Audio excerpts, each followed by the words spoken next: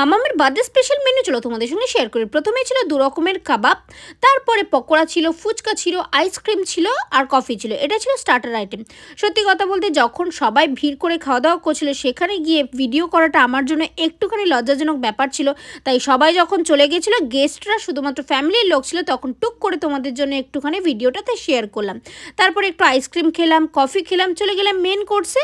Main কোর্সে কী আছে চলো তোমাদের সঙ্গে ছোট করে শেয়ার করি। প্রথমেই আছে হচ্ছে নান, চিলি চিকেনটার টেস্টটা অসাধারণ খেতে ছিল। তারপরে হচ্ছে চিকেন চাপ উইথ মাটন বিরিয়ানি, চাটনি, পাঁপড়, 2 রকম মিষ্টি, স্যালাড, খাবার দাবারের টেস্ট অসাধারণ। প্রত্যেকটা খাবারই অনেক সুন্দর টেস্টি হয়েছিল। আর যেতে যেতে না আমরা অনেকটা লেট করে ফেলেছিলাম, প্রায় 3:30-র সময় সেজেগুজে আমরা গেছিলাম। তো অনেক গেস্ট বলতে গেলে চলেও গেছিলো। যাই হোক, আজকের দিনটা তো দারুণ লেগেছে। তারপর সন্ধ্যেবেলা আবার খেয়েছিলাম নান আর চিলি চিকেন। তোমাদের ভিডিওটা কেমন লাগলো সেটা কমেন্টে জানাতে ভুলো না। টাটা।